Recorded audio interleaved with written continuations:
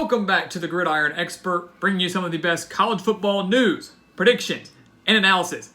And as always, as you're watching this video, hit that like button, go follow us on Twitter and Instagram at Gridiron Expert, and go check out our official website, thegridironexpert.com, where you can sign up for our weekly newsletter, which just came out today, and you can also sign up for our expert picks, which will give you every single one of our 2019 college football spread picks for just $30. And our Week 5 expert picks will be coming out on Wednesday, and they are already better than everyone at Saturday Down South, CBS Sports, YouTube, and ESPN. So I can promise you, you do not want to miss out on any of the extra college football content. The links for all those things are in the description below. Well, I will say that the first third of the college football season was a lot of fun. But now it is time to get down to business. Week 5 starts the bulk of conference play for the majority of teams across the nation. And while non-conference play is very important, that does not ruin a team's chance at a conference championship. Just ask Northwestern from last year. You can struggle in the non-conference, but conference play is what matters the most. And now that we're kicking off this conference play, we're going to highlight the 5 biggest games of Week 5 of this season. And we're going to go ahead and jump right on in with our first ranked versus ranked matchup as number 18 Virginia travels to number 10 Notre Dame. And keep in mind, guys, we only have 2 ranked versus ranked matchups in Week 5. It's kind of unfortunate. Had a couple other teams taking care of business, pointing at you, Washington State, along many others. Arizona State facing off against Cal. We might have more ranked versus ranked matchups up here. But unfortunately, that's not the case. But the Cavaliers of Virginia are off to their best start since they were 5-0 back in 2004. So what Bronco Mendenhall has done in a very short amount of time with this Virginia program is pretty amazing. Already number 18 in the country. They're a favorite in the ACC. Of course, maybe have a potential date against Clemson in the ACC title game. Miami's not looking as good as many people thought. North Carolina looked great at the beginning. They're kind of falling off. So Virginia, now kind of the favorite in that Coastal Division. They survived 28-17 against Old Dominion, a game that they trailed 17-7.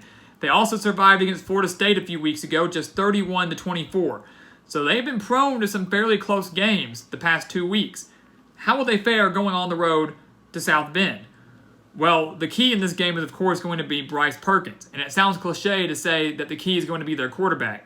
But if Notre Dame is unable to contain Perkins, who has already rushed for 193 yards and 2 touchdowns and thrown for 843 yards and 6 touchdowns, it will be a very difficult day for this Notre Dame defense.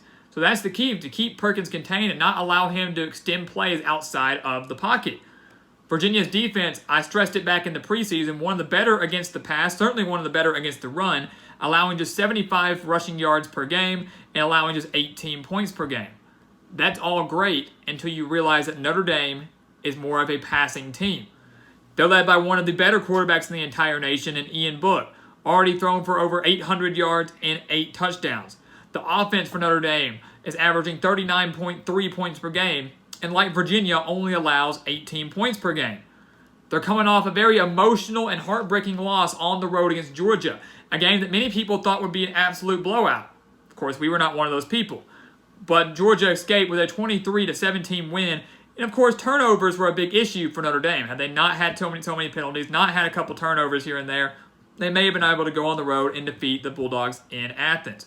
But for this game, it's truly going to test Virginia's secondary, and I don't think they're up for the test against a potent passing attack of Notre Dame, hungry to come back after a heartbreaking loss at South Bend. I like the Fighting Irish in this one by at least 10 points. Number 21, USC traveling to number 17, Washington, a huge Pac-12 showdown midday on Saturday. These two teams last met back in 2016 when USC defeated Washington 26-13. Of course, that USC team was led by Sam Darnold. They ended up going to the Rose Bowl, if I'm not mistaken, that season. Washington was number 4 in the country, and many people thought that was going to ruin the Huskies' playoff chances, but they ended up winning the Pac-12 anyways and still getting in there, still getting into the college football playoff. And USC, and maybe Washington for that matter, are really just the iconic teams and just a prime example of why college football is so unpredictable and so great. USC lost to BYU back in Week 3. It was an overtime loss to the Cougars. Came back in Week 4 and beat the 10th-ranked Utah Utes 30-23 with not their first string, not their second string, but their third string quarterback in Matt Fink, who may be leading the Trojans again in this matchup against the Huskies if Keaton Slovis is not cleared to play, of course going through concussion protocol. USC is already 2-0 in conference play, guys, so it's time to start taking them seriously as a South contender. Utah was the favorite, and maybe for some they still are. But if it comes down to it, USC is going to have that tiebreaker. They're only allowing an average of 118.5 rushing yards per game, but they are allowing 250.5 passing yards per game. Problem is, Washington is averaging 270.5 passing yards per game behind a great quarterback in Jacob Eason, who has quickly found himself a home in this Washington offense led by Chris Peterson. He's already thrown for 1,063 yards and 10 touchdowns compared to just 2 interceptions, and their defense that many people thought would struggle, especially early on, has not. It's still one of the more elite defense, I will say, in the entire nation. They forced 3 turnovers against BYU. They're allowing just 18.3 points per game. This defense is very similar to what we've seen in recent years from Washington. And had they not lost to California back in week 2, this Washington team would be at least a top 12, if not top 10 team. This is a must-win for the Huskies. They cannot afford an 0-2 start in conference play, having already lost to California. I don't think they get that 0-2 start. I think they beat the Trojans. It's not an upset. I think they get revenge after that loss all the way back in 2016, defeat the USC team that, even if they're led by Slovis or Fink, gets shut down through the passing game, shuts down Graham Harrell's air raid offense, and Chris Peterson and his Huskies survive at home to move to 1-1 in conference play and keep their Pac-12 title hopes alive.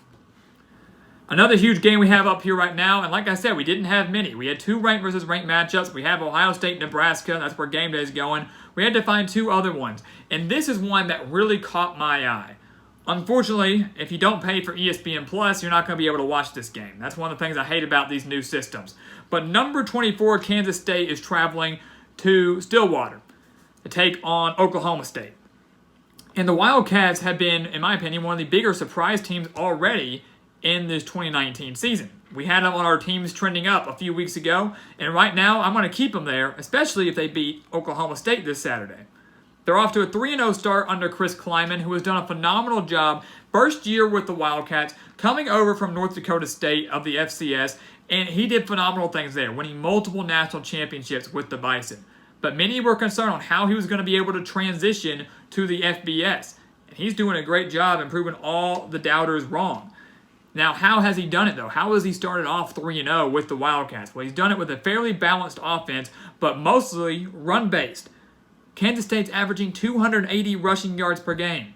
Their running back, James Gilbert, is averaging 6.4 rushing yards per carry. The defense is allowing us 12.7 points per game, and Skylar Thompson, don't want to disregard the quarterback. I said that I thought Kleiman inherited the best situation out of all of the new Big 12 coaches. Skylar Thompson, an experienced quarterback, already thrown for 486 yards and 4 touchdowns. So this Kansas State team is absolutely legit and has the opportunity to go on the road and beat an Oklahoma State team that is good, gave Texas a tough test, and once again has a very strong offense.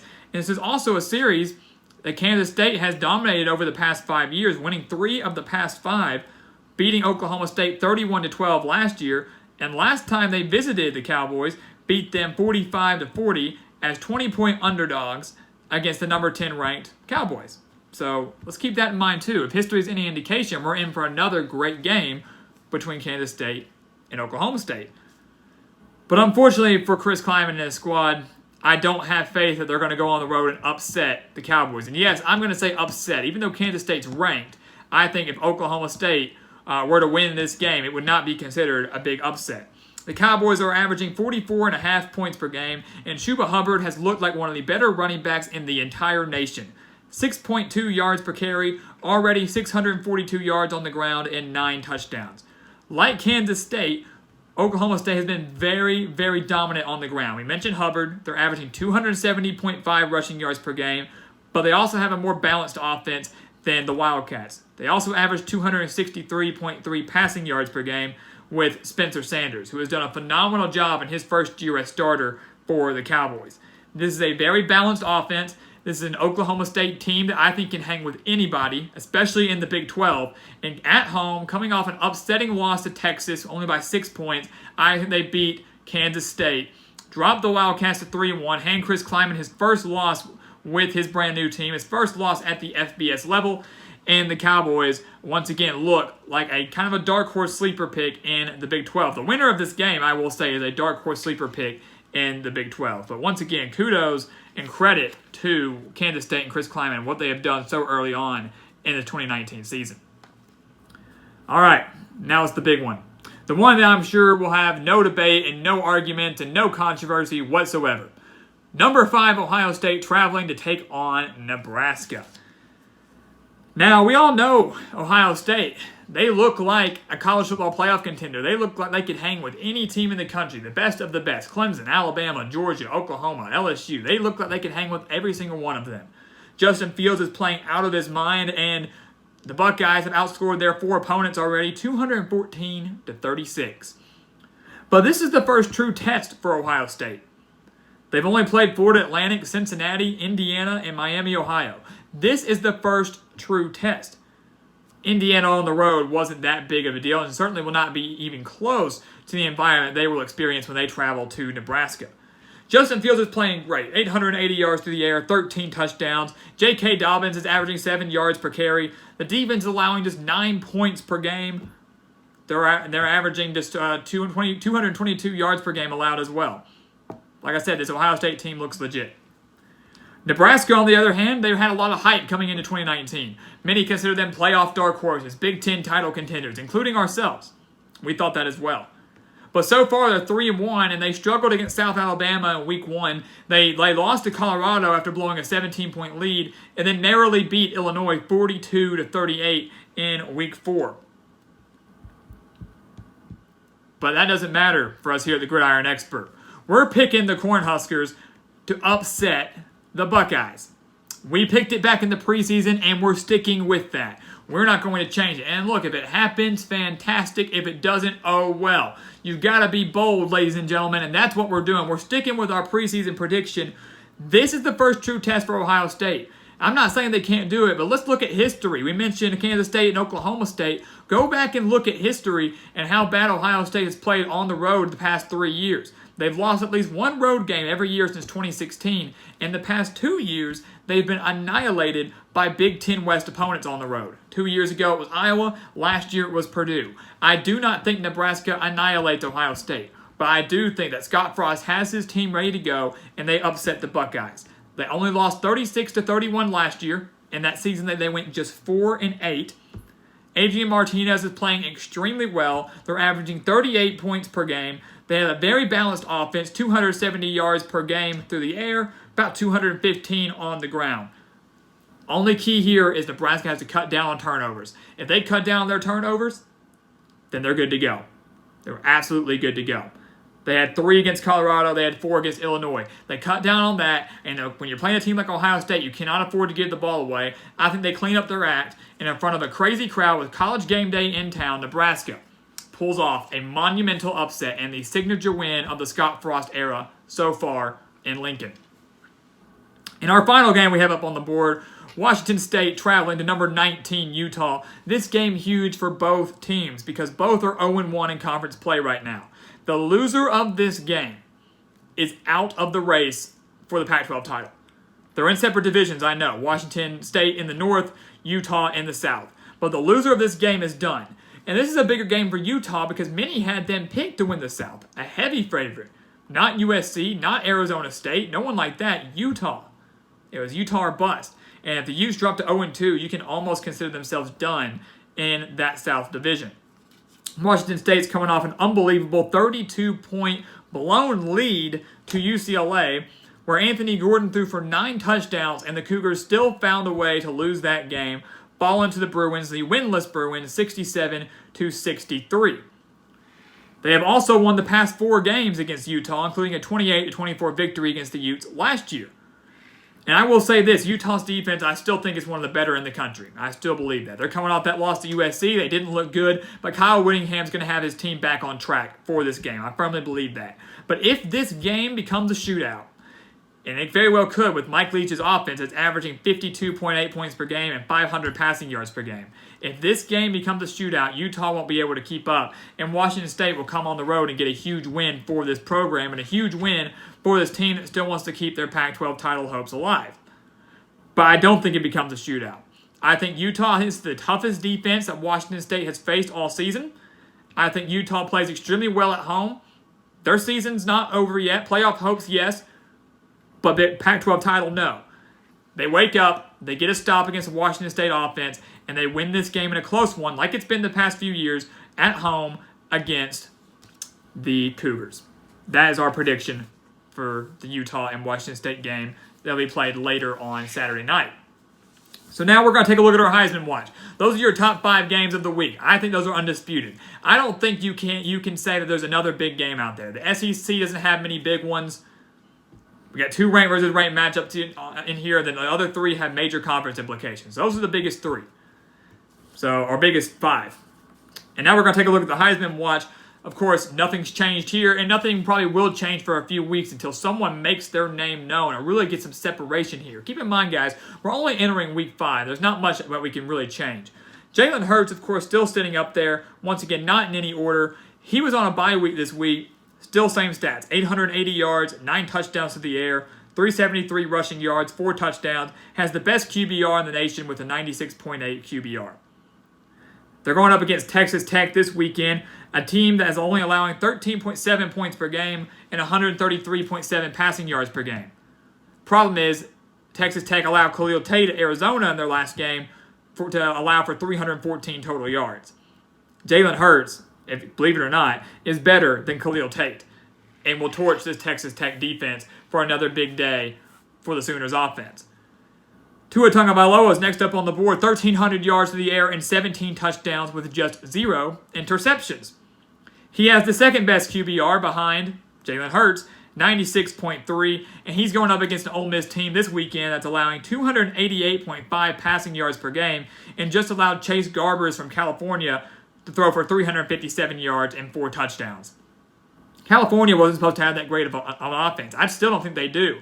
I just think Ole Miss's defense is still that bad. And they're going to have a rough day against a dominant Alabama offense, of course, once again, in Tuscaloosa. Jonathan Taylor next up, the running back, 440 yards, 7 touchdowns on the ground, averaging 7.6 yards per carry. Also has 3 reception touchdowns, so 10 total touchdowns on the year. Taylor rushed for 203 yards and averaged 8.8 yards per carry against Michigan, added 2 touchdowns on the ground as well, and now he's going up against a Northwestern defense that's allowing 150.3 rushing yards per game. Jonathan Taylor certainly deserves the Heisman Trophy. I don't know if he's going to be able to get it over the likes of these quarterbacks we have up here, but he's still putting up some monster numbers against quality opponents and is a major reason why Wisconsin is now a top 10 team. And then finally, we have Joe Burrow, who just set an LSU school record with 6 touchdown passes against Vanderbilt to go along with 398 yards through the air. He's already thrown for 1,520 yards, 17 touchdowns, and just 2 interceptions, and has the 3rd best QBR in the nation, 93.2, of course, behind Jalen Hurts, who's first, Tua Tagovailoa, who's second.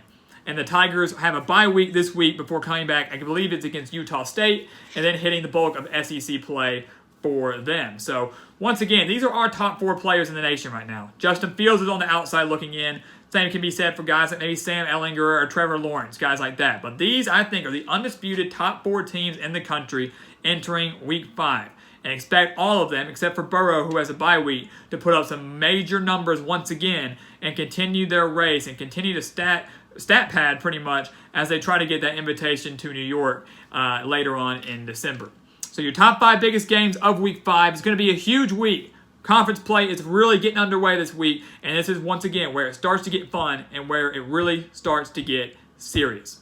So guys, once again, thank you for watching us here on YouTube. Make sure to go check us out on Twitter and Instagram at Gridiron Expert, and check out the official website, thegridironexpert.com. Sign up for the newsletter and sign up for the expert picks that will, of course, be coming out tomorrow and are some of the best in the entire nation. And once again, thank you for watching us here on YouTube. Please continue to like, comment, and subscribe. And we'll see you next time on the Gridiron Expert.